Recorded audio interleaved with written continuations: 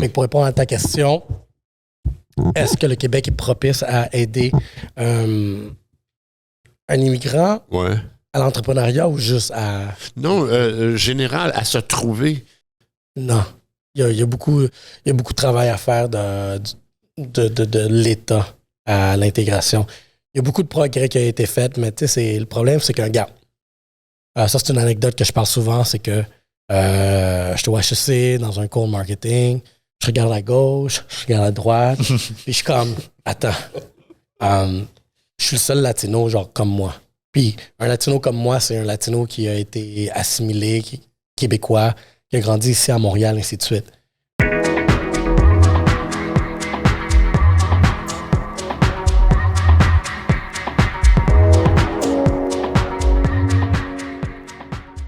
Bienvenue à Tout le monde a toujours raison. Aujourd'hui, notre invité spécial, c'est Reynaldo Mendoza, un ami, un collègue et le propriétaire des studios, le copropriétaire des studios Black Box Media, dans lesquels nous enregistrons aujourd'hui. Il est aussi derrière une boîte de communication marketing web et est j'ai le host dans la tête, là, mais... mon Dieu. L'animateur, merci. Mon Dieu, ça vous a pris du temps à m'aider. Hein? Wow. Donc, l'animateur du podcast, Yellow Seats Podcast, qui est, je vous dirais, mon podcast préféré au Québec après le mien. Donc, salut Ray, ça va bien? Salut, ça va bien, merci. On est évidemment accompagné de mes deux co-hosts, Jean-Pierre Vaillancourt et Pierre-Luc. Monsieur Ananas lui-même. Luc-Étienne. J'ai dit quoi? Pierre-Luc. Ah, c'est encore mieux. Oh. On voit qu'on recommence les podcasts. Je suis tout perdu dans mes choses. Mais on s'en fout. C'est comme un hybride entre nous deux, tu sais, Jean-Pierre, Luc-Étienne. Oh. Oui, c'est vrai, vous avez deux noms composés, puis nous, on a deux noms simples. Toi, tu as un nom simple, oui? Non. T'as-tu un nom composé? Il n'est pas composé, mais j'ai 4 noms. Oui, OK. T'as des middle names. Ouais, comme moi. Moi, c'est Ghislain Nicolas Roy. Là. Mais toi, c'est quoi? Reynaldo Antonio Mendoza Dance. OK. Cool. Fait que ton nom de famille, c'est Mendoza Dance? Ouais. OK. Est-ce que c'est parce que c'est mère-père, c'est ça? Oui, mais c'est maternel les deux. Fait que c'est mon grand-père, grand-mère maternelle. OK. Parce que ici, nous, c'est récent quand même là, qu'on compose les noms ensemble. Moi, d'habitude, c'est paternelle, maternelle, mais ouais, exact. Ma mère, elle a dit comme, regardez ça maternelle. Ouais. Bon, nous, nos enfants, on a mis le middle name. C'est le nom de famille de ma conjointe. Mais mon prénom, c'est mon père. Reynaldo Antonio, c'est mon père. OK. OK, cool. Je l'ai gardé comme ça. OK. C'est pour ça que je pense que ton Instagram, c'est Ray Antonio. Hein? Ray Antonio. Donc là, vous le savez, Ray Antonio. Apparemment, c'est mon nom de star. Fait que, OK, on garde le nom qu'on m'a donné. Non, j'aime ça. J'aime ça. Il y a quand même Dance dans ton nom de famille, puis c'est même pas dans ton nom de star. Tu sais que tu as du matériel pour jouer avec. Là. Ouais. J'ai 28 lettres. J'ai presque l'alphabet au complet. Mais c'est bon. Puis dis-moi, premièrement, merci de nous recevoir dans tes studios. Pour ceux que, comme je l'ai dit tout à l'heure, on a choisi les studios Black Box Media pour faire nos podcasts à partir de maintenant.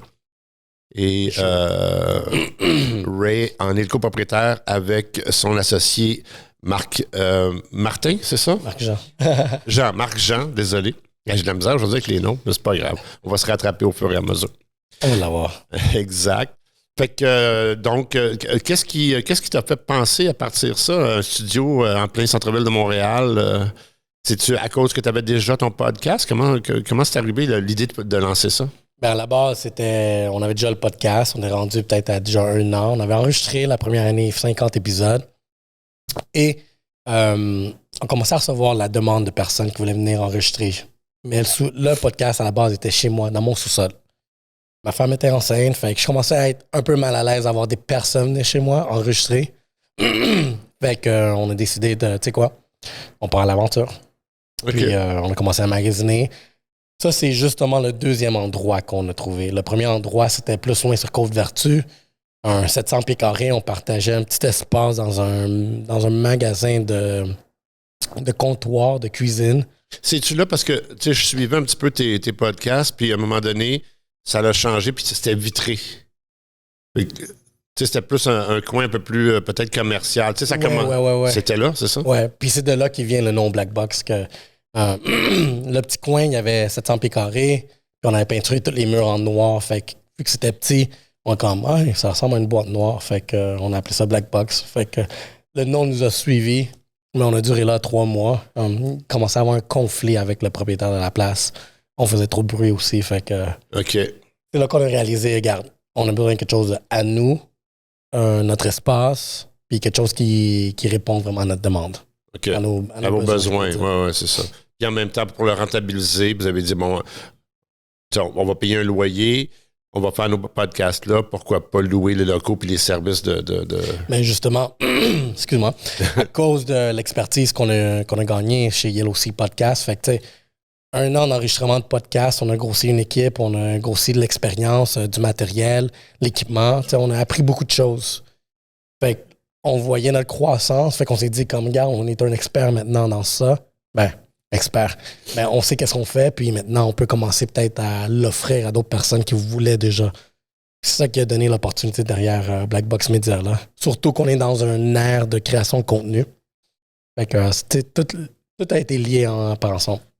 Mais ce que j'aime de ton offre de service, on parle beaucoup du studio en ce moment parce que on s'en sert, fait qu'on est super content. Mais c'est ta formule clé en main. T'sais, avoir un studio, il y en a des studios à Montréal, mais des formules clés en main d'un gars de marketing web, il n'y en a pas tant.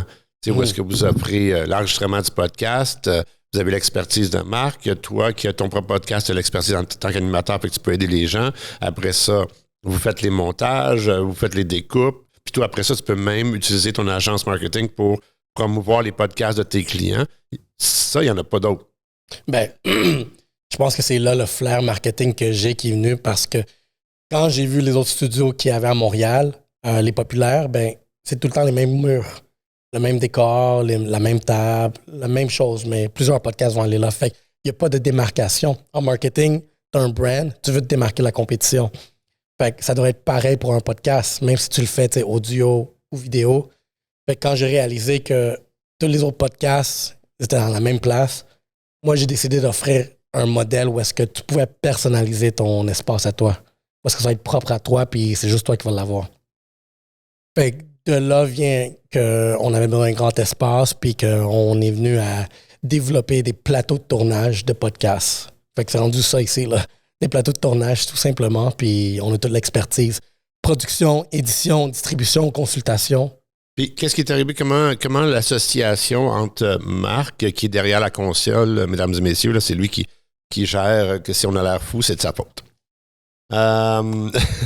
L'association entre Marc et Ray, ça s'est-tu fait avant? Ça s'est-tu fait... Ouais. OK. Fait qu'il était déjà dans Yellow Seats? Ouais. OK. Ben, c'est quelque chose de drôle parce que l'histoire, lui, on en parle souvent, mais j'étais au Starbucks, lui était à côté, puis moi, je me mêle pas de mes affaires, fait que je regarde son écran. Je commence à lui parler de qu'est-ce que je vois sur son écran, puis c'est à partir de là que la relation a commencé. Là. Fait que, 1 mois plus tard, on a gardé contact, puis après, on commençait à faire un échange de services. Je lui proposais du marketing, lui, il me faisait du contenu. Fait que la relation, elle a commencé là. Puis, à un moment donné, j'ai dit comme, t'es-tu prêt à faire du podcast? Puis ça, c'était juste début 2020, là, la pandémie puis tout. Là. OK. Fait que lui, il était comme, fuck, j'ai jamais fait de podcast, je sais pas c'est quoi. Avais-tu parti le Yellow Seats un petit peu avant? Ou c'est vraiment ensemble, vous avez parti le Yellow Seats podcast? Presque ensemble. Il est venu genre à épisode 2, je pense. 2, 3, quelque chose comme ça. Et toute ton idée était faite, puis là, t'as vu un gars qui a le talent pour t'appuyer là-dedans, puis t'as dit, hey Marc. Ouais, exactement. Là, j'ai toujours voulu faire un podcast. Ça fait longtemps que j'en voulais en faire un, mais j'ai juste jamais. La plus grosse excuse qu'on se donne tout le temps, c'est on n'a pas le temps. Exact. Puis la pandémie nous a donné du temps. Fait que si t'es une personne créative qui est tombée en pandémie, t'as pas profité de cette porte-là, ben, genre, t'as manqué un bateau. Parce que, nous autres, la porte s'est ouverte, tout le monde était confiné, enfermé, on s'est retrouvé avec plus de temps libre, fait que, tu sais quoi, on va lancer quelque chose pendant ce temps-là. Puis c'est là de là qu'est venu le podcast. Comme plusieurs, mais ce que j'ai réalisé, c'est que c'est pas tout le monde qui a réussi à le maintenir. C'est très drôle parce que, tu sais, on en avait parlé de tout ça. Tu commençais un petit peu un podcast, ça faisait 6 mois que tu étais dessus. Mm-hmm. Puis j'avais dit que la barrière psychologique des podcasts, c'est entre 8 et 10 épisodes. Ouais, c'est vrai. Fait qu'après 8 ou 10, puis ce qui est très drôle, c'est que moi, tout le monde a toujours raison. On a filmé comme une vingtaine, mais j'avais tout le monde a toujours raison, puis j'avais Everybody's Always Right, que je faisais en simultané, right? Fait que j'avais mon épisode en anglais, mon épisode en français. Et si tu regardes sur Spotify, etc., je pense que c'est ça, 8 ou 10 chaque. Ça a été notre mur. Puis moi, je disais aux autres, faites attention, vous devez dépasser les 8 épisodes. Je savais que je reviendrais. Puis il y a plein de circonstances que j'expliquerai dans un autre podcast, mais qui ont fait que j'ai arrêté momentanément ce podcast-là. Mais c'est exactement ça. C'est vraiment le mur. Une fois que tu franchis le mur du 8-10 épisodes, puis que tu as ce train-là, puis tu es content de où est-ce que tu t'en vas, puis que tu raffines ton expertise. Tu sais, comme toi, comme je l'ai dit, moi, je te suis, ça fait un petit bout de temps. J'aime beaucoup ces podcasts. C'est un des rares au Québec qui a le culot de faire des podcasts bilingues. Puis, tu sais, on est quand même dans un environnement bilingue. Fait que oui, on promouvoit le français, mais en même temps, il y a des invités qu'on veut avoir. Puis, ils comprennent pas. On veut qu'ils soient américains ou qu'ils viennent de l'Ontario. Ils sont intéressants quand même. Fait que c'est le fun que tu puisses le faire puis que tu te permettes de le faire. Fait que, ouais. Ah, désolé. Ah, je pensais que tu avais une question. Non, c'est bon. Non, j'ai toujours des choses. Mais à part de ça, je dis, c'est sûr que, tu sais, les podcasts, en effet, c'est une game de long run. Mais comme tu dis, il y en a plusieurs qui finissent par tomber à l'eau. Mais il y a aussi, c'est une question de pertinence aussi, tu sais. Quand tu fais preuve de créativité, puis tu es capable de te renouveler, puis rester pertinent, c'est un peu ça aussi, tu sais. C'est facile d'avoir des sujets pour 4, 5, 6 épisodes, des invités intéressants pour ça. Mais le garder sur 100 épisodes, par exemple, c'est pas de game, là. Oui, mais il y a aussi le charisme. Oui, le charisme, la fréquence aussi. Tu sais, des fois, les gens se mettent une fréquence très, très rapprochée, puis à un moment donné, ils perdent la laine, tu sais. Donc, des fois, t'es mieux d'espacer au début, quitte à remettre plus d'épisodes par la suite, mais si au départ, tu as une cadence trop rapide, à un moment donné, tu t'essouffles, puis tu manques de temps, là, tu sais. Mais parce qu'il y a aussi, genre, il y a 2 facteurs que j'ai réalisés ici au Québec. Les 2 types de personnes qui vont se lancer en podcast, ben, soit c'est déjà genre des vedettes, célébrités. Exact, qui ont déjà un following. Occupation d'eau, par exemple, là, c'est une porte excellente. Fait qu'ils ont déjà une audience qui va les suivre. Il y a les autres, c'est du monde un peu n'importe qui, comme moi. Mais la différence, l'affaire avec les personnes n'importe qui comme moi, c'est que il y a le facteur monétaire derrière ça, financier. Que ça coûte cher lancer un projet qui n'est pas rentable à très court terme. Fait que le monde se décourage assez rapidement. Se décourage aussi parce que peut-être la qualité n'est pas là, peut-être que personne m'écoute, tout plein de choses comme ça. Puis, contrairement à les autres, que c'est des influenceurs, ben, ils ont déjà un reach, fait que ça leur permet déjà d'aller chercher, admettons, des sponsors assez rapidement parce qu'ils ont déjà genre vraiment le côté célébrité. Fait que ça leur donne une facilité de continuer puis être plus constant. Mais ça, c'est comme la barrière que je voyais. T'sais. Puis dans mon cas, je pense qu'être indépendant, j'avais un peu d'argent à investir. Puis j'investissais pas beaucoup en marketing pour moi-même, étant une agence marketing. Fait que je me suis dit, tu sais quoi, chaque entreprise, surtout une agence marketing, doit investir en marketing. Je dois mettre un budget. Fait que c'est là que le podcast a été vraiment une source où est-ce que, tu sais, ça va être mon canal marketing que je vais investir. Au lieu de faire du Facebook Ads, du Google Ads ou n'importe quoi d'autre, ben, je voulais être unique, contrairement aux autres, puis lancer quelque chose que vraiment allait changer vraiment c'est quoi une agence marketing. T'sais, faire des choses différentes. Encore là, une bonne agence marketing qui va travailler pour ses clients va réussir à démarquer ses clients. Fait que si moi, je fais les mêmes méthodes que tout le monde, je suis pas en train de me démarquer, puis je suis pas en train d'être différent des autres agences marketing. Tu deviens ton propre client. Je deviens mon propre client. Fait que le podcast comme canal marketing me fait en sorte que je me démarquais comme marketing, puis je pouvais continuer à pousser organiquement. Fait que le même montant que j'aurais mis en publicité, ben, je le mets dans mon équipe en production. Exact. Fait que ça a été une belle retombée finalement. Ben au oui. compte. Puis Angelo en parlait quand on était en Italie. Là, au départ, sa famille l'a découragé beaucoup de partir son podcast. Puis maintenant, comme il voit l'impact que ça a, puis l'awareness que ça a créé pour le brand. Puis finalement, c'est comme, hey, c'est beau, c'est du bon travail. Fait que souvent, c'est qu'on on peut être aussi découragé facilement dans notre entourage qui ne voit pas. C'est comme le goal Ouais. au bout du tunnel, puis de la façon dont vous vous êtes intégré aussi, ben, tu as pu aussi monétiser ton setup et dire, ben, ça me sert pas juste à moi. Donc là, ça fait en sorte aussi que d'autres payent pour. Exactement. Mais j'ai eu les mêmes commentaires aussi, pareillement. Ma femme, par exemple, plus qu'on était en sous-sol, comme, hey, quand t'auras fini avec ton petit show, là, viens m'aider en haut. Là. Merci de l'encouragement. Mais, en passant, là, juste que tu saches, on a tous eu ce commentaire. Moi, comme toi, j'avais mis des dizaines de milliers de dollars d'investissement dans une pièce entièrement conçue pour le studio chez moi. Puis, tu sais, dans le temps, moi, je faisais que du remote. Fait que tous mes invités, c'était en remote. Fait que, écoute, l'investissement que j'avais mis là-dedans. Puis, pour les mêmes raisons que toi, là, c'était pour moi une façon de faire connaître les gens, puis les rouages du marketing, puis les rouages de l'entrepreneuriat. Puis j'aime avoir des invités qui sont pas toujours dans la rotation des podcasts. Mais j'avais l'ancien VP de Sony Entertainment qui vous pouvez aller le voir d'ailleurs, là, sont encore là sur Spotify, YouTube, etc. Qui avait changé de vice-président entertainment de Sony Entertainment à investisseur immobilier à Dallas. Puis, moi, je trouvais ça intéressant. Pourquoi un gars avec une job que tout le monde rêve d'être un VP chez Sony, pourquoi ce gars-là laisse sa job à Los Angeles pour aller faire de l'investissement immobilier à Dallas? Mais tu sais, ça, c'était les rouages que j'aimais. C'est ce que j'aimais. Et c'est ce que je vais continuer à faire d'ailleurs. Là. C'est plus qu'est-ce qui sort de l'ordinaire. Comme toi, d'ailleurs, c'est la même chose. Tu as réussi à sortir tes cartes du jeu, à développer un concept qui fonctionne super bien, qui est bien filmé. Puis, ce que je disais, un petit peu comme ce que toi tu dis, je pense qu'il y a aussi le fait qu'on a le syndrome. Parce que moi, je l'ai. Je ne sais pas si toi tu l'as, mais moi, j'ai le syndrome de l'imposteur pratiquement dans tout ce que je fais. Right? Puis dans un podcast, c'est encore plus évident parce qu'on s'aime très rarement sur caméra. On n'aime pas notre voix, on n'aime pas comment notre look, on n'aime pas le setup, puis le tapis n'est pas là, puis j'ai bu une table. Tout ce que le monde ne voit pas, nous, on voit tout. Ouais. Right? Là, tout le monde dit « Hey, il était bon ton podcast. » T'es comme « Ah, c'était le pire. Je comprends pas pourquoi tu l'as aimé. » Tu le penses, mais tu le dis pas. Fait que, il y a cette persévérance de passer à travers ce qu'on n'aime pas pour finalement commencer à aimer ce qu'on fait.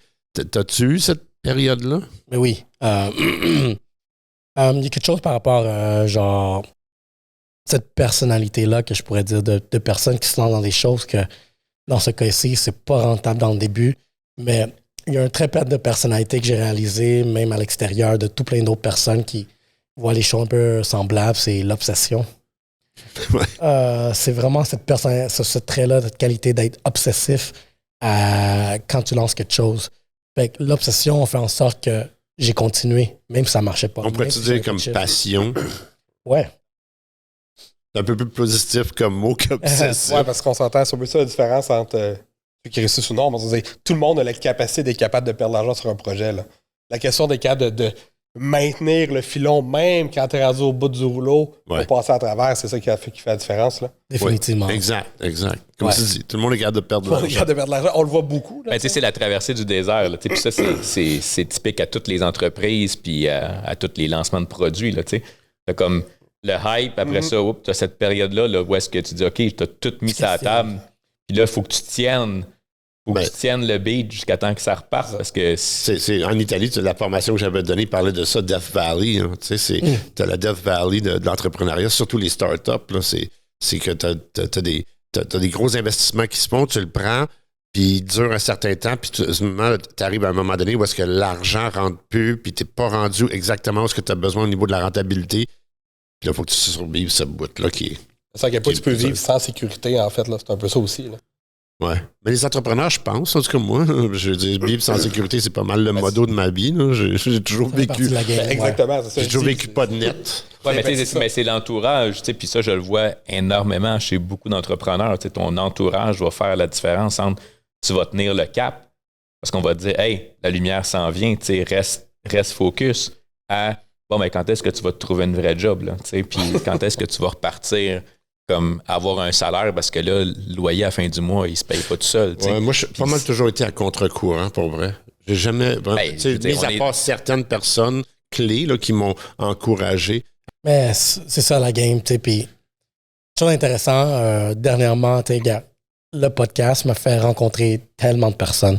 Puis il y en a des personnes qui vraiment ils ont du succès.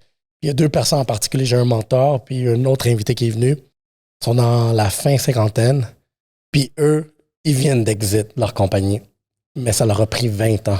Ah ouais? Quand je leur parle, c'est comme, c'est par où t'as passé, c'est comme, tu vois, c'est pas évident. Mais 20 ans, naviguer un bateau dans la tempête, mais que 20 ans plus tard, c'est là que tu vois le soleil, tu vois destination, puis que ils sont à la fin cinquantaine, puis ils vont vivre très bien pour le reste de leur vie et les générations qui vont les suivre. Puis je suis comme, tu sais quoi, s'ils l'ont fait, c'est réel, ça arrive, ça marche, ça fonctionne. Fait que tu sais quoi, je suis partant pour aller dans cette direction-là. Ouais, exact. Mais tu sais, il y a un dicton qui dit ce que tu fais rapidement, tu le perds rapidement. Ouais. Right? La majorité des grandes fortunes, puis ça aussi, j'en discute beaucoup dans mes formations, parce que, tu sais, moi, quand je coach des entrepreneurs, je coach pas des entrepreneurs qui sont en démarrage, je coach des entrepreneurs qui sont déjà démarrés, qui ont déjà des entreprises.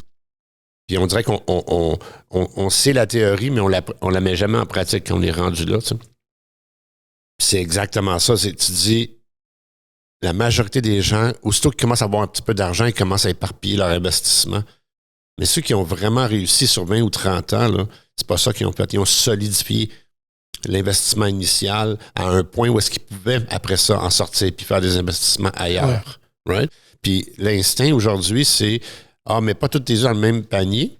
Mais tu fais pas ça. C'est pas comme ça que ça fonctionne. La réalité, c'est comme dans ton cas à toi, tu avais ta boîte de com. Ta boîte de com, elle avait un roulement, tu avais des clients. Là, tu as décidé de partir un podcast comme type de publicité, mais tu avais déjà une boîte qui roulait. Right? On dirait que le monde oublie ce volet-là. Je commence à faire de l'argent, puis la pandémie a fait ça. Là. Ça a explosé. Mais justement, tu sais, j'aurais pu scale mon agence marketing. Puis, tu sais, j'avais des gros projets aussi que je voulais faire avec, mais la pandémie te fait questionner. Ouais. Puis je pouvais pas arrêter déjà. Ça faisait 5 ans, j'avais traversé la barre des 5 ans, fait que je peux pas arrêter maintenant. Il faut que je fasse quelque chose d'autre. Fait encore là, le channel marketing que j'ai développé à cause du podcast a été cette formule-là. Mais j'avais pas calculé que j'allais me retrouver avec une boîte de création de contenu après ça. Ouais. Ça a juste été vraiment byproduct de faire qu'est-ce qu'on faisait. Mais, tu sais, arrivons vers ça aussi, ta boîte. Moi, j'ai travaillé, je t'ai connu comme ça. Je travaillais avec toi au niveau de ta boîte moi, j'appelle ça du placement média web, là, mais marketing web. Ça, c'est toujours en cours. Ça fonctionne encore. Tu as encore des mandats de ce côté-là. Ouais. Est-ce que c'est toujours ton bread and butter, c'est encore cette entreprise-là? Oui. Pour l'instant, oui. C'est toujours la source principale. C'est qu'est-ce qui paye mes bills personnels. Ouais, c'est ça. Mais fortunément, Black Box Media opère par soi-même. Fait que du moment qu'on a lancé ça, encore là, je comprends pas comment les choses fonctionnent, mais on était fortunés qu'on l'a lancé, puis ça l'a roulé par soi-même. Fait qu'il n'y a pas besoin d'une autre source d'argent supplémentaire pour le maintenir. Ça roule par soi-même, puis tant mieux. Fait qu'ici, il y a une équipe, il y a un loyer, il y a son équipement, il y a ses chiffres d'affaires, son comptable, tout, puis les deux sont séparés. Fait que c'est sûr que... Mais il y a des services... C'est sûr que j'ai pas de salaire à partir d'ici. C'est comme... Mais ton salaire, c'est ton exposure. Exactement. Ouais. C'est ça, il est auto-sufficient, là, tu sais. Donc, Fait que c'est ça qui est beau, genre, en 1 an, on a rendu ça auto-sufficient, comme tu le dis, puis tu sais, je suis très optimiste là, que bientôt, je vais pouvoir retirer un salaire d'ici. C'est pas énorme, mais en autant que mon équipe est payée en premier, ça, c'est qu'est-ce qui compte, puis après ça, tu sais, c'est ça que j'ai dit à mon équipe. Du moment que moi, j'ai touché un salaire, ça veut dire qu'on est bien. Ah oui, c'est clair. Parce que tout le monde, tout est bien payé, les personnes sont payées. Puis moi, final, à la ligne, je peux retirer un salaire derrière ici. Ma femme va être contente, comment, finalement. Finalement, genre... fait que, tu sais, c'est... Mais, tu parles de ta femme, mais on marie les gens qui nous complètent, ce qui veut dire que très souvent, s'ils nous complètent, c'est qu'ils n'ont pas le même mindset que nous autres. Vraiment pas. Right? Mais en même temps, on a besoin de ces gens-là parce qu'ils amènent une structure que nous, on a. Nous, on est des artistes. On a très souvent, on a de la structure dans ce qu'on fait, mais dans tout ce qu'on fait pas, on n'a pas de structure. Ben, tu sais, c'est à cause d'elle aussi que, tu sais, quand on a commencé, tu sais, elle m'a soutenu dès le début. Elle comprenait pas, puis elle était pas vraiment en accord, mais elle était comme, regarde, je peux pas lui dire le contraire. Il va le faire de toute façon. Ouais. Fait que. Ouais, puis elle a marié ce gars-là créatif. Ouais. Là. Elle m'a connu comme ça. Fait que, regarde, endure. Puis. Dur. Mais regarde, quand elle voit les résultats, là, elle était fière. Comme, OK. Ça a pas été. J'ai pas compris que c'était là, mais tu vois, elle, c'est quelqu'un qui est de plus de carrière, est employée dans une grosse entreprise. Fait elle roule bien, tu sais. Fait que, comme ça aide aussi, ça l'amène une stabilité familiale, non? Je peux pas questionner celle-là. C'est qui est plus stable? L'entrepreneur qui fait la même chose depuis 5 ans et plus ou l'employé qui, en 10 ans, a eu 2 jobs? Ben, ouais, je te dirais que c'est une combinaison des deux. La part, c'est que ça l'amène un sens de sécurité. Ouais. Exact. C'est surtout ça. Parce que tu as raison. Je dis, moi, mon épouse avait une job. Elle a encore une job, là, mais on est séparés. Elle avait une job stable. Puis elle aussi était très insécure. Moi, je l'insécurisais au maximum parce que j'ai toujours roulé sans filet, comme toi d'ailleurs, Luc Étienne, comme tout le monde. On roule sans filet tout le temps. Fait qu'à un moment donné, la personne qui, elle, a besoin d'une certaine sécurité, c'est difficile pour eux autres. Puis je pense que ce sens de sécurité-là, ça nous permet des fois d'aller stretcher la pièce un peu plus loin qu'on l'aurait stretché normalement parce que là, tu as un enfant, tu as un beau bébé tout cute. Moi, j'ai 2 filles. JP, c'est la même chose. JP, il y a 2 très jeunes enfants. Ils ont quel âge? 9 mois puis 3 ans. Fait que, très jeune, là. Puis toi aussi, tu es travailleur autonome puis tu roules sans filet depuis un méchant bout. Ouais. Fait que, tu sais, on est pas mal tous dans la même situation. On est tous dans le même scénario. Exactement. Ben, tu sais, on s'entoure de monde qui sont comme nous souvent aussi. Là. Puis on apprécie des gens comme, tu sais, toi puis moi, on s'est adoptés parce qu'on est deux un petit peu flyés ces bords. Fait que ça a cliqué tout de suite. On a toujours eu des belles conversations. Mais c'est le même principe. JP, c'est la même chose. On s'est rencontrés le jour même. On était rendus meilleurs amis. Luc Étienne, je l'endure, là, mais c'est juste. On se supporte. Oui, exactement. On se supporte, ouais. C'est ça.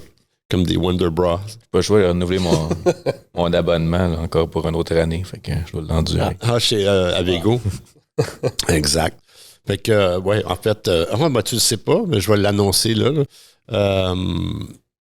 JP vient de devenir membre de l'Authentic Mastermind. Officiellement. Yeah. Oui, exact. Puis pour ceux qui ne le savent pas, donc moi, je travaille pour une entreprise qui s'appelle Avego Academy et je suis formateur et conseiller aux entrepreneurs pour l'Authentic Mastermind et dont ils sont tous les 2 membres. Ça a tellement cliqué de genre avec toi, t'en fais un petit crime, il en faut plus. Mais il en faut plus, c'est ça. C'est juste pour ça. T'as ça raison. Exact. Fait que c'est quoi ton next step, Ray? C'est quoi ton... Où est-ce que tu te vois dans 5 ans? Animateur de télé, Hollywood? C'est quoi sûr que je vais sûrement genre, me retrouver dans des espaces de conférences. Animateur, je vais sûrement continuer le... T'aimes ça? Regarde, si Yellow Seat est encore actif en 5 ans, qui va sûrement l'être, je le continue jusqu'à la fin. T'aimerais-tu ça que ça devienne une émission qui est télévisée? Non.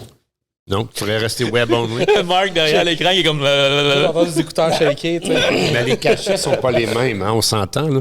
C'est pour ça que je te posais la question. Tu sais, ça pourrait être les deux. Ça pourrait être quelque chose que tu en trouves. Les personnes veulent écouter, ils vont l'écouter sur YouTube. J'irai pas. Je suis pas partant pour aller... Netflix. Ouais, je suis pas partant pour aller vers la télévision. Non. Ça m'attire pas. Puis les modèles aussi, c'est des valeurs. Ouais. Je trouve qu'à la télévision, il y a certaines valeurs que j'ai pas vraiment. J'ai pas envie d'avoir quelqu'un plus haut que moi qui me dit « Ah, mais il faut que tu le dises comme ça, il faut que tu sois comme ça. » Exact. Non, regarde. De conformer à l'image qu'on veut de toi, là, puis là, finalement, tu perds ton essence. Exactement. Je travaille fort pour avoir ma liberté, pour tourner quelque part pour une pièce de plus, pour me dire que « Ah non, j'aime pas quand contrôle-toi quand tu vas parler de ça. » Je suis comme « Non, je suis plus moi-même. Ouais. Si je me rends à recevoir un contrat dans, mettons, une grosse boîte médiatique comme ça, c'est parce que j'ai été moi-même. On dit comme Joe Rogan avec Spotify, le deal. Il n'est pas censuré parce qu'il est trop big pour être censuré, mais il peut être cancellé par le monde pareil. Tu as quand même un range de choses que tu dois faire attention à ce que tu dis, que tu le veuilles ou pas. Tu es redevable à la société. C'est du common sense. Ouais.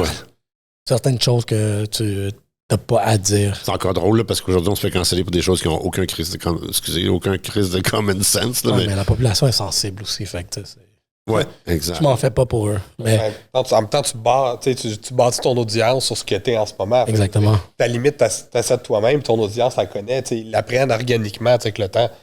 Fait que tu sais, toi-même, c'est quoi tu peux dépasser ou dépasser. T'sais. Exact. Mais tu sais, dans 5 ans, mes ambitions, c'est de grossir Black Box Media étant la plus grosse boîte médiatique indépendante au Canada. Fait que t'intégrerais... c'est quoi le nom de l'entreprise de publicité que t'as? C'est quoi ça? RM Stratégie. OK. Donc, tu prendrais RM Stratégie, puis en fait, tu l'intégrerais à Black Box Media un petit peu, puis ça deviendrait comme un clé en main complet. Là. Ouais. RM Stratégie deviendrait genre c'est un client Black Box Media. Ouais, ça serait génial. Ça serait l'idée. Moi aussi, je vois ça. Parce que Black Box Media, juste pour te raconter qu'est-ce qu'on prévoit pour 2023, ben, aujourd'hui en 2023. Ouais. Déjà Q1 2023, on s'attend à avoir à peu près une dizaine de productions dans notre infrastructure. Dont la nôtre. Cool. Exactement. Cool. 12 alors.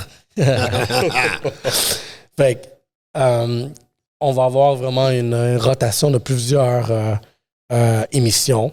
Il y en a qui vont réussir, il y en a d'autres qui vont faire moins. Ça fait partie de la game. Ça t'es remplace au fur et à mesure. Mais tu es vraiment dans un contexte média moderne. C'est pour ça que le modèle de télévisé en ce moment, moi, j'écoute pas de télé. Moi, je sais pas si vous écoutez, vous avez le câble ou vous l'écoutez, mais regarde. Ça depuis un bout, là, c'est... Franchement, ça fait au moins... depuis ma séparation, donc 2 ans que j'ai... Tu sais, je le paye parce que t'as pas le choix avec l'Internet de vitesse, ça vient avec, mais j'ai jamais branché la boîte qui amène la télé. Fait que je suis sur... j'ai tous les abonnements possibles et imaginables, par contre, là, fait que ça me revient pas moins cher, mais... ouais, c'est ça. Mais je suis principalement sur YouTube. Puis même, là, des fois, quand je cherche quelque chose sur Netflix, je trouve rien, puis je m'en vais sur Prime, puis je trouve rien, puis je vais sur Apple, je trouve rien. Je finis toujours sur YouTube. Ouais, ben c'est ça. Le deuxième plus gros engin de recherche au monde, le monde ne réalise pas ça, là, mais c'est Google, YouTube, puis toutes les autres. C'est drôle ça. Tu sais, c'est qui le plus gros ennemi de Netflix? YouTube? Non, c'est qui? Le sommeil. C'est quand le monde dort, ils n'écoutent pas, genre Netflix, par exemple. Ah, c'est encore drôle. Moi, le nombre de séries, j'ai binge-watché en dormant parce qu'il me réveille 3-4 épisodes plus tard. Ah oui, ça Faut que tu retrouves. Faut que tu reviennes, endormi, ouais. tu sais. Puis en revenant, tu te fais des spoilers. Comme, qu'est-ce que j'ai fait là? Ouais. Puis que tu parlais de conférences, puis tout ça, c'est quoi... qu'est-ce que tu aimerais apporter, disons, à la excuse-moi, comment on appelle ça quand les gens qui s'en viennent dans le monde de l'entrepreneuriat? La relève. Bon. La relève, ouais. Je me suis répondu moi-même. C'est quoi? Qu'est-ce que tu aimerais apporter à la relève? Parce que j'ai remarqué, excuse-moi, je te pose une question, puis je rentre tout de suite avec quelque chose, mais t'as un des podcasts que t'aides à faire connaître, qui est justement la relève là, qui s'en vient. Fait que c'est quoi? Qu'est-ce que tu amènes? Mais je le mets du côté, genre, ma communauté latino, culturelle aussi, diversité. C'est que quand je remonte dans le temps, quand j'avais 18 ans, je me cherchais. Comme beaucoup d'adolescents ou jeunes adultes. Je me cherchais. Puis ici au Québec, par exemple, je trouvais qu'il n'y avait pas de modèle, quelqu'un qui me ressemblait. Peu importe, je faisais toutes les recherches comme c'est qui, y a-t-il un CEO d'une grande entreprise, c'est ça. Oui, il y en a en Amérique latine, des personnes qui ont du succès, mais dans le coin local, ici, Québec, il n'y en avait pas. Puis je trouvais ça plate. Fait que, sur qui je peux m'inspirer de vraiment d'un modèle de réussite, de quelqu'un qui me ressemble puis qui connaît c'est quoi notre culture. Il n'y en avait pas. Fait que je me suis dit, tu sais quoi, laisse-moi devenir cette personne-là.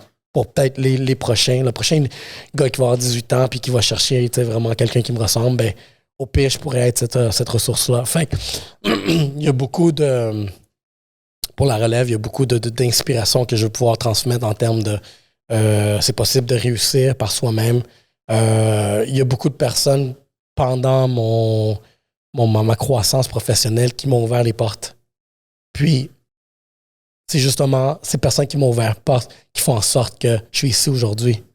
Puis je pense que quand on est jeune, on a de la misère, on se cherche, puis on trouve qu'on n'a pas beaucoup de ressources, quelqu'un qui t'ouvre la porte, c'est la meilleure des choses. Fait que je pense que si je peux donner une personne qui va ouvrir les portes à la prochaine personne, il va pouvoir en avoir d'autres comme moi, plus jeunes, qui vont vraiment être inspirés puis se lancer à fond la caisse envers « Oh, mais moi, je peux faire ça aussi ».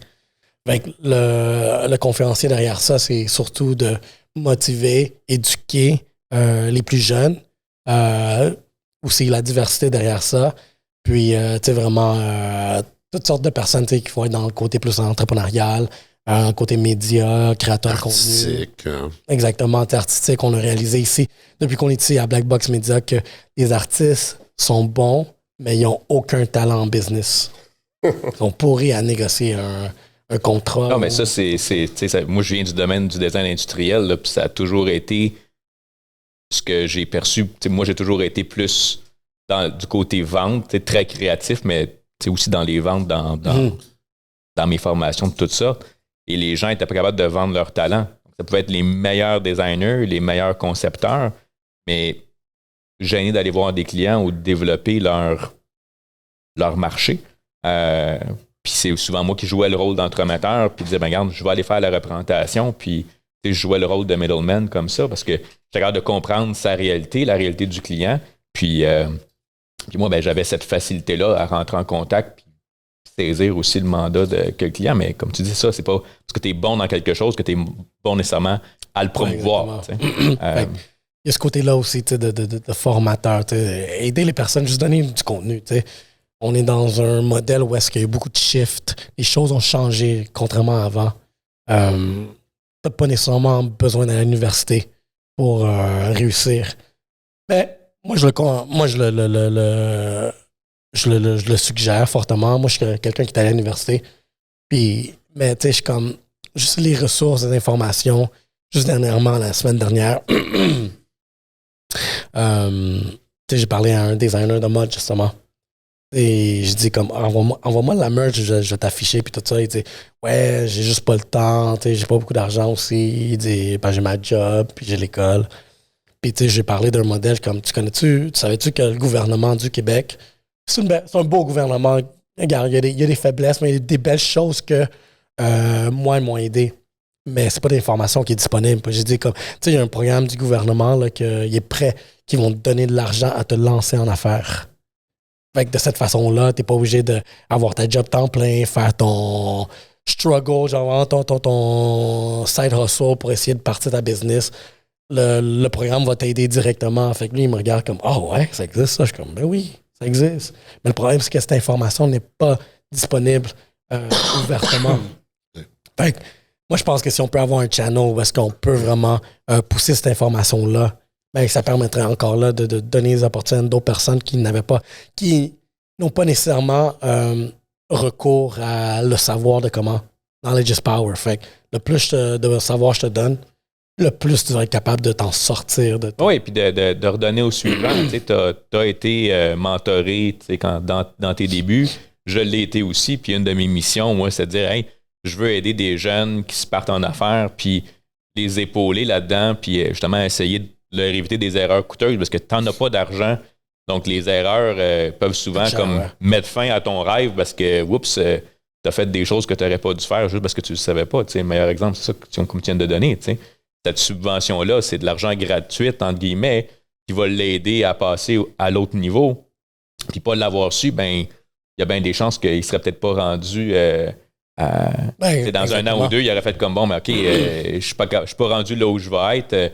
Puis là, tu t'enfermes dans ta prison dorée de ta vraie job, parce que bon, c'est ça, c'est de la sécurité, c'est de la stabilité, puis encore là, le rôle de l'entourage qui fait qu'on se décourage, puis dit OK, on va aller chercher une paye là, garantie. Puis, exactement. Il n'y a rien de mal à ça, il n'y a rien de mal à avoir une paye. Là. Moi, Non, mais c'est pas la question d'avoir une paye, mais souvent, c'est intrinsèquement, c'est des entrepreneurs. Ils avaient quelque chose à vendre, quelque chose à offrir au monde, puis la ligne est mince des fois entre je vais passer au niveau supérieur puis je vais vraiment aider les gens à découvrir mon talent à je m'enferme dans une job qui me plaît pas tout à fait, c'est correct, c'est plus comme une fin en soi, c'est strictement comme alimentaire, entre guillemets. Puis trop souvent, j'ai vu des gens qui gardent une job qu'ils n'aiment pas parce que juste à cause, ben, ça paye bien, tu sais. Oui, mais t'es-tu heureux? Non, c'est correct, mais oui, mais. Je pense que c'est là que tu viens tantôt, tu parlais plus du côté modèle, mentor. Je pense que le gros enjeu là-dedans, c'est justement, c'est déjà dur, comme tu dis, quand tu es plus jeune, de trouver ton identité, de trouver ta place. C'est déjà dur de trouver sa place dans un monde qui déjà t'essaie de te mettre dans un moule, de trouver un chemin, choisir c'est quoi ton programme au cégep, choisir c'est quoi l'université, puis qu'est-ce que tu vas devenir à partir de quand tu as déjà 15 ans, faut que tu saches ton avenir. Tomber dans ce moule-là, c'est déjà dur de trouver ton identité là-dedans que de. Si on n'a pas de modèle, t'aider à sortir même de ce moule-là, c'est encore plus dur. Je pense que c'est là que tu dis, des fois, tu es forcé exactement à aller dans une avenue que tu n'aurais peut-être pas pris si tu avais su qu'il y en avait d'autres. Ou parce que on voit toujours ça comme étant inaccessible. Mais des fois, ça fait partie de ton parcours. Des fois, c'est ce job-là qui fait que tu découvres tes aptitudes puis que tu rencontres la bonne personne qui va t'amener vers la bonne affaire. Il faut. Oui.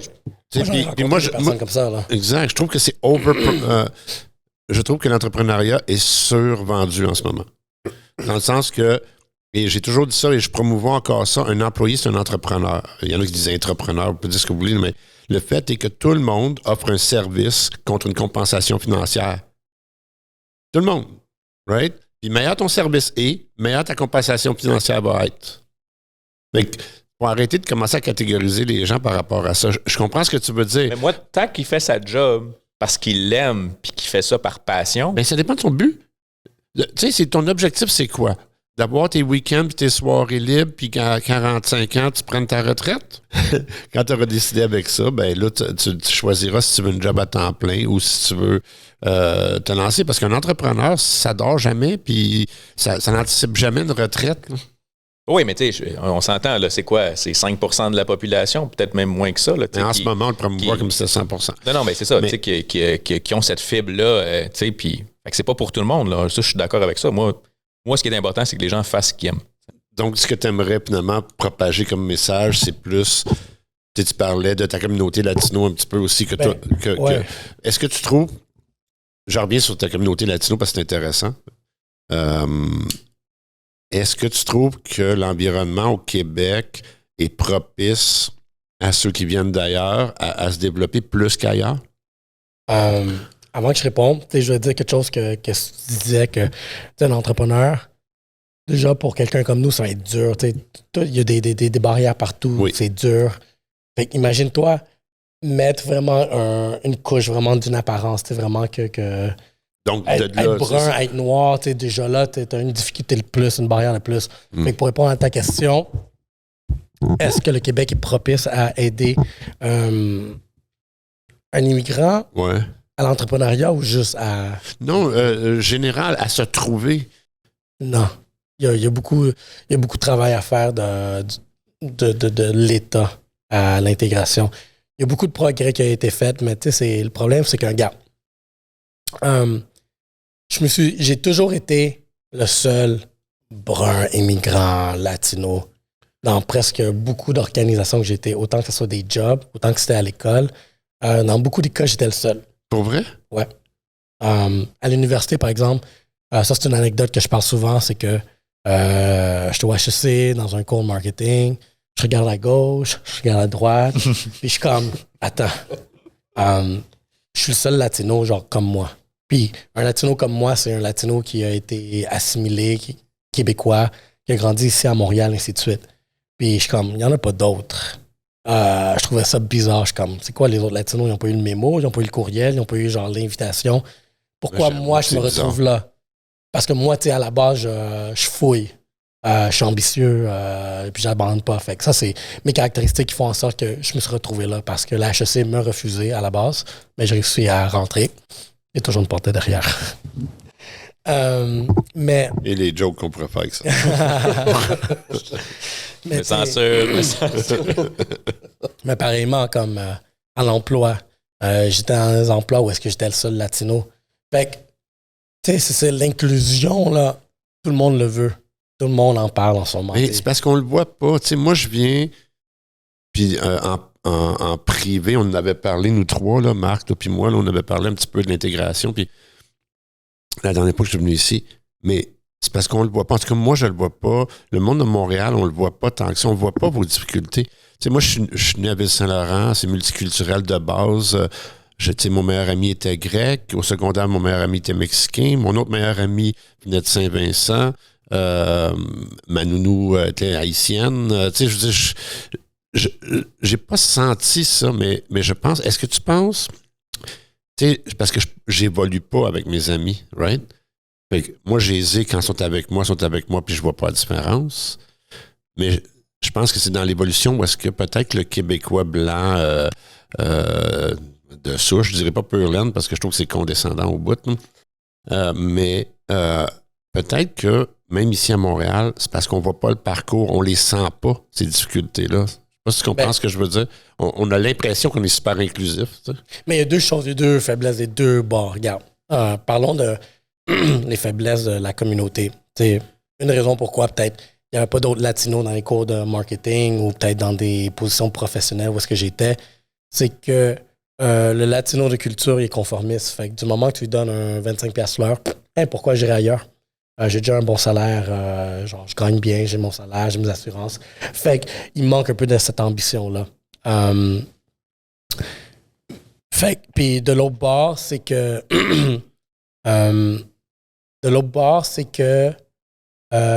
en ce moment, le gros sujet, c'est l'inclusion, la diversité. Fait que, admettons, les entreprises, les écoles, tout plein d'organisations, ils veulent du monde pousse comme nous. Ça, Mais encore là, comme j'ai eu un invité à mon podcast qui l'a mentionné, lui, c'est un gars de recrutement, ressources humaines, mais il dit, le problème des entreprises, c'est qu'ils font pour le poster. Ah ben, dans mon poster, pour représenter que je suis diversifié dans mon entreprise, ben, je vais mettre une fille latina, je vais un asiatique, un peu comme Trudeau avait fait. Exactement. Ouais. Mais c'est pas ça la diversité. C'est donne-moi pas une job parce que tu veux compléter faut que tu sois compétent, ton quota. Là. Donne-moi une job parce que je suis compétent. Ben oui. Fait que ça, c'est un des gros problèmes qu'il y a en ce moment. C'est que arrêter, c'est comme. Ça nous fait pas plaisir, du monde comme nous. Puis j'ai parlé à d'autres personnes, puis ça fait pas plaisir à quelqu'un sachant qu'on est culturellement différent, de recevoir une job juste parce qu'on fit le poster ou le quota. On veut se faire respecter pour nos compétences. Encore là, ça dépend. Ça dépend de l'ambition de la personne. Ça, c'est individuel. Ça, c'est, il y en a qui s'en foutent, ils veulent le salaire, puis tu me rentres parce que...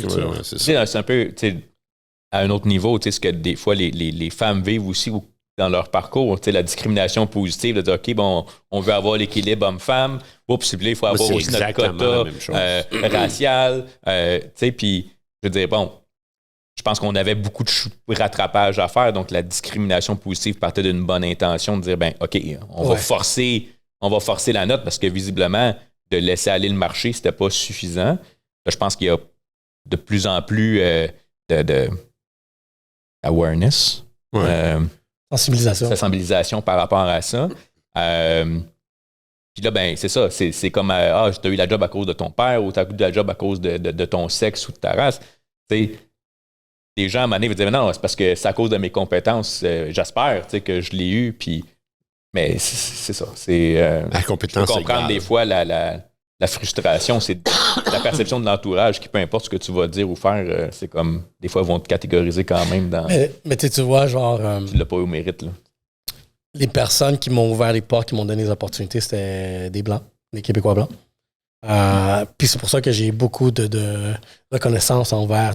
Moi, je suis pas une personne qui va genre chercher, discriminer ou rien comme ça. Comme encore là, c'était des Québécois, des Blancs. Puis eux, qu'est-ce qui est le fun, c'est que ils m'ont donné ils m'ont ouvert la porte à cause de mes compétences.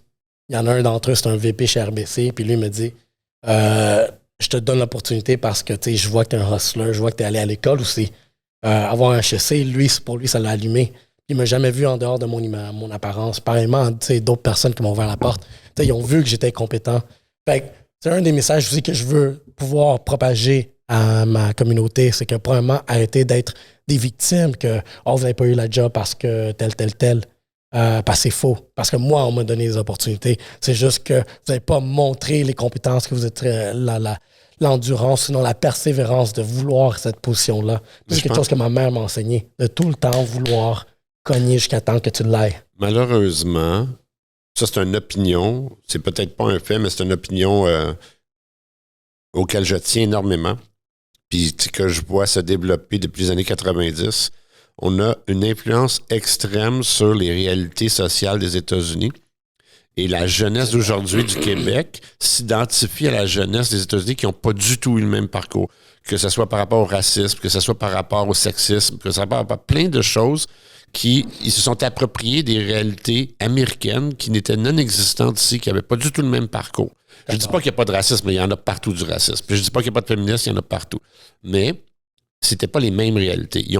On n'a pas eu les mêmes combats au même moment ici au Canada. Là, maintenant, avec les médias qui passent à travers depuis les années 90 d'une frontière à l'autre, il y a beaucoup de jeunes aujourd'hui qui lancent des drapeaux rouges en disant certaines choses, puis t'écoutes, puis si tu connais ton histoire un petit peu, tu réalises que, OK, tu parles en fait des États-Unis. Tu parles pas de ta réalité ici, right? Puis ça, je pense que, tu sais, quand tu dis, il va falloir les ramener, ces gens-là, à dire, écoute, on n'est pas parfait, on a encore beaucoup de parcours à faire, on doit sensibiliser, puis ça revient toujours à c'est quoi qu'ils disent, là? C'est les gens, à éduquer les gens à comprendre qu'il n'y a pas de différence. C'est la crainte souvent qui fait qu'on va pas plus loin que ça. Puis je pense que ça, pour les ramener, avec les communautés, comme tu dis, pour eux leur dire, écoute, laisse-toi pas influencer par tout ce qui se fait dire, puis essaye au moins, parce que tu vas peut-être avoir des portes que tu penses qui sont pas ouvertes, mais ils vont être ouvertes à toi. Exactement. Je me dis ça vient aussi, dans le sens, avoir des modèles comme eux, comme tu disais, toi, quand tu étais plus petit, tu te sentais un peu sous-représenté, dans le sens que pourquoi est-ce que quelqu'un, exemple, dans son quartier, peu importe, si ça n'a pas représenté ailleurs, il ne va même pas penser qu'il peut aller là. Si, dans le fond, j'imagine que quand tu as une certaine communauté, dis-moi si je me trompe, c'est pas ma réalité, mais j'imagine que la majorité des gens qui t'entourent, c'est surtout la famille directe ou c'est des liens directs, puis c'est ceux-là qui servent de modèle directement parce que ça n'en a pas nécessairement à l'externe. Fait que, tu sais, je me dis, si ton père fait ça, si ta mère fait ça, si ton oncle fait ça. Mais comme les Québécois. Si c'est ça le travail, oui, mais encore là, quand même. Un Québécois, non, c'est la même chose. Le combat que les immigrés puis les femmes ont aujourd'hui, c'est le combat que les Français avaient au Canada il y a 50 ans, 60 ans ou 70 ans. Ah non, ça c'est clair. Right? Ça, oui. Puis c'est ça. Puis c'est drôle comment on reprend la même attitude que ceux de qui on s'est plaint. Tu sais, c'est la guerre Apple-Microsoft, c'est la même affaire. Là. Apple est devenu ce que Microsoft était en se plaignant de ce qu'est Microsoft, mais c'est la même chose. On répète les erreurs qu'on s'est plaint pendant des décennies. Ben, c'est parce que dès que tu es dans une position de pouvoir, là, soudainement, tout devient aussi comme acceptable. Confortable. Tant que ça te bénéficie. C'est drôle, les règles ont plus besoin de changer aussi vite qu'avant quand tu étais de l'autre bord de la clôture. Exactement. C'est quand même drôle là, quand tu penses à ça. Là. On s'est fait coloniser, on s'est fait ci, on s'est fait ça. Mais crème, arrête de le faire aux autres. C'est comme Christy. Non, c'est vrai. Puis, puis je pense que c'est juste on va juste continuer à le voir aussi. C'est comme autant les personnes comme nous, diversité, on se plaint. Éventuellement, oui, il va y avoir une égalité dans peut-être 20-30 ans, peut-être quelque chose comme ça. Puis peut-être on va être dans des positions de pouvoir où est-ce qu'on va retourner encore là. Ah non, je pense qu'on va le revoir encore. Ah, c'est à vie. Ça, c'est quelque chose. Tu peux l'atténuer, tu peux l'améliorer. Tu peux régler le problème du racisme systémique. Tout ce qui est à l'intérieur du système, ça se règle. Mais tout ce qui est individuel, ça va toujours exister. Là, en ce moment, on est en train de tirer l'élastique dans l'autre sens. Le jugement va dans l'autre sens. On est rendu qu'on juge des réalités ancestrales basées sur nos valeurs actuelles. On vit dans le jugement. Là. On est une race de ça n'existe pas le mot, là, mais une race de jugeux. Je dis la race, je parle de la race humaine.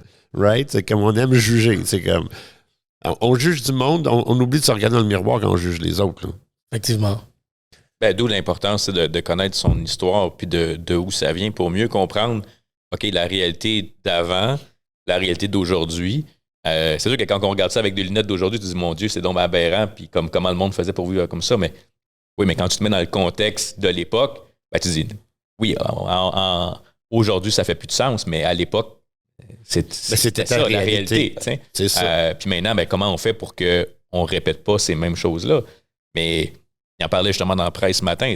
Beaucoup de jeunes ne connaissent pas l'histoire. C'est comme, Ah, c'est arrivé avant moi, avant que je sois né, fait que c'est pas important. Ben oui, mais tu connais pas ce qui s'est passé dans le passé. Comment est-ce que tu peux composer ton futur? C'est pas juste ça. C'est pas juste ça.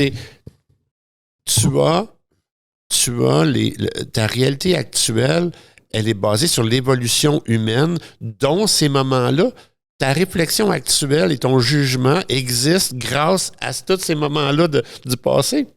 On n'est pas mis sur la tête intelligent avec un sens moral, là. Ça s'est bâti sur des millénaires. Oui, mais là, on est dans l'instantané. Fait que ce qui s'est passé avant, c'est comme, bon, c'est pas grave, moi, ma réalité d'aujourd'hui, c'est ça, puis go. C'est ça ma perception du monde. Changer de sujet, puis parlant d'instantanéité, ici, là, on enregistre toujours un mois d'avance ce qu'on va filmer, mais officiellement, aujourd'hui, toi, tu vas être en tournage de ton 100e épisode. Je voulais donc, le 100e épisode de Yellow Seed Podcast. Et ça va être qui ton invité? C'est un groupe d'événementiel qui s'appelle Moonshine. Ils sont partis d'ici à Montréal, puis ils sont rendus genre global là, à faire des événements qui sont des secret locations, SMS. Puis tout nice. C'est très Afro-Rave. Regarde, qu'est-ce qui pogne en ce moment. Puis juste voir l'évolution de. Tu sais, à Montréal, là, qu'est-ce qui est le fun de Montréal, c'est que c'est une petite ville où est-ce qu'on peut tellement faire de choses. Ouais.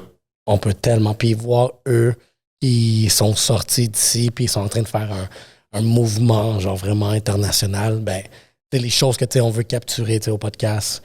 Il y a tellement, comme je dis, il y a tellement de choses qui sortent de Montréal, puis on s'en rend même pas compte. Mais c'est vrai ce que tu dis. Tu sais, moi, j'ai commencé en 3D, animation par ordinateur dans le temps, puis il n'y a personne qui faisait ça sur Softimage, nous autres, une couple de boîtes.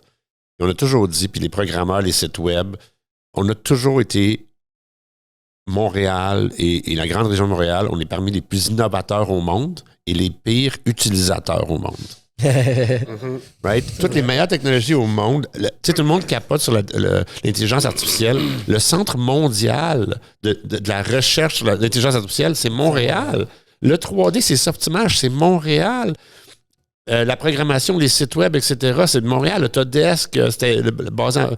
C'est fou. Tout arrive d'ici, mais on était super lent sur le haute vitesse. On était super lent sur l'utilisation. On a les best thinkers and the worst users. Exactement, c'est bien dit. Puis je pense que c'est une beauté vraiment d'être dans cet espace-là. Quand tu vois genre tous les endroits, les villes au monde que tu pourrais être, on est dans un endroit dans un espace assez unique où est-ce qu'on parle deux langues simultanément. Oui, exact. Minimum. On se plaint pour des conneries stupides. Là. Absolument. Tu as absolument raison. Rien, puis, tu sais, on aime se plaindre, c'est clair. C'est gratuit, tu sais. Oui, c'est gratuit, exact. Si on commençait à facturer de la même façon que Hydro facture, là. Hey, ça serait pas niaiseux, ça. C'est imposer le monde qui se plaigne tout le temps, man. Fait que tu ferais l'idiotie, tabarnouche, et on serait riche. Hey. Ben, peut-être pas nous, là. Nous, on serait peut-être pas. Très cher, Société d'État. Oui, ça serait tellement bon. Écoute, Ray, merci beaucoup d'avoir été parmi nos premiers invités du reboot de Tout le monde a toujours raison. Puis je te souhaite une belle continuité, beaucoup de succès à toi et ton associé, qui est évidemment derrière la console. On l'invitera à un moment donné à chialer sur Ray quand il sera pas là. Puis, encore une fois, aussi merci de nous inclure et de nous héberger dans tes studios pour la prochaine année. Puis, écoute, bon succès, mon chum. Merci beaucoup. Merci pour l'invitation. Et succès mutuel aussi à vous tous. Merci beaucoup. Merci. Ciao tout le monde. On se voit la prochaine.